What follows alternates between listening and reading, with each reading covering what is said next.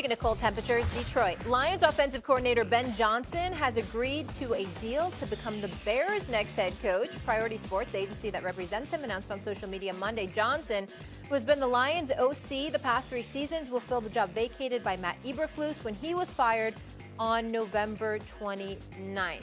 Shay, do you think Ben is the right hire for both Caleb Williams and Chicago? I do, because they have a very similar offense. You look at it, they got a quarterback, they got wide receivers, they got DJ Moore, they got Keenan Allen. They're going to have to do something with him, but I think they bring him back. He can be your Amon-Ra St. Brown, and you have Rome Odunze, who you took in the first round. Now, they do have DeAndre Swift and the running back by committee, but it's not like Gibbs and Montgomery. Okay, what the biggest thing they're going to need to address is their offensive line. Now, all sacks are not on the offensive line. Caleb Williams is going to have to do a better job of getting rid of the football deal. You understand that. Look, you can't make every play, no matter how bad you want to.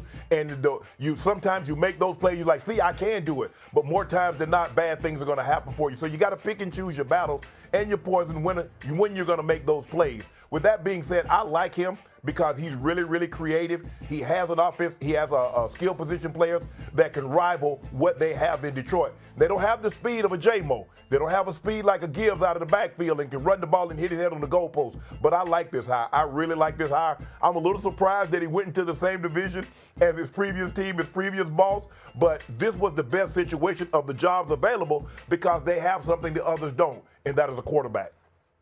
Shannon, I love you. There's nothing similar about these offenses, in my opinion. Nothing. I mean, Detroit's is significantly advanced in every element, I would say, outside of maybe having a big-bodied receiver in Rome Odunze.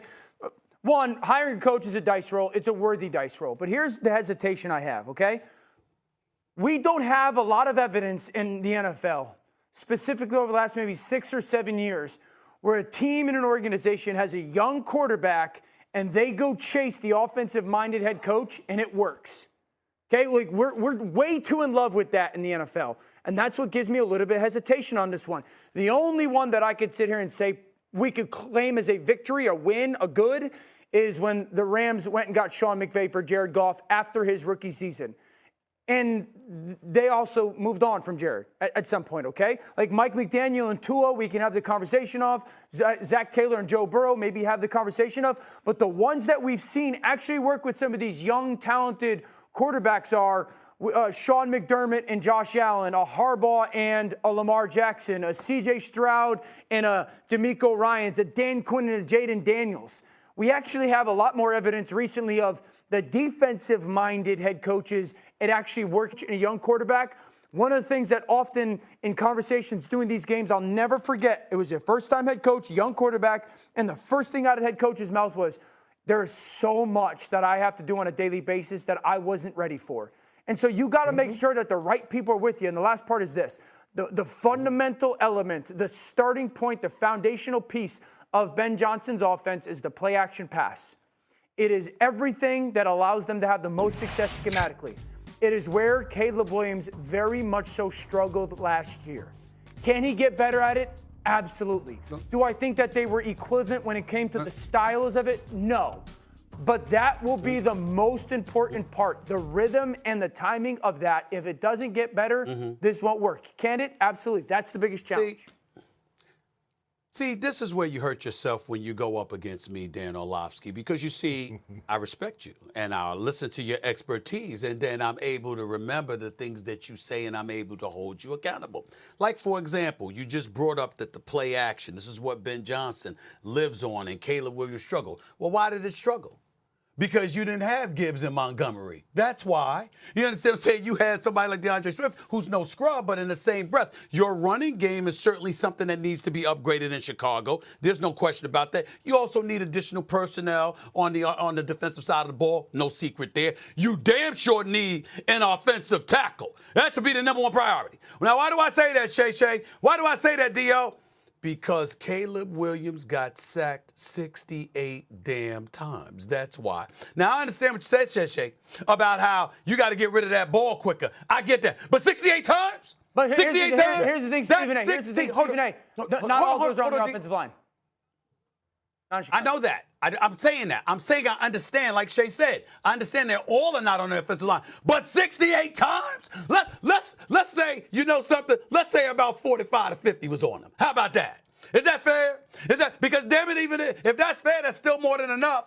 45 to 50 times, 16 more times than any other quarterback in the National Football League. I got to look at that, okay? So when we're looking at that and you're bringing that stuff up, Dan, I'm saying to myself, wait a minute. What were you working with? Why would I lament you going out there and getting an offensive-minded dude when your number one priority is protecting this quarterback so he can flourish? So I took the liberty of looking this up. And you put Shannon up on the screen because he's going to smile when I bring this up. Shannon, you know what I did, right?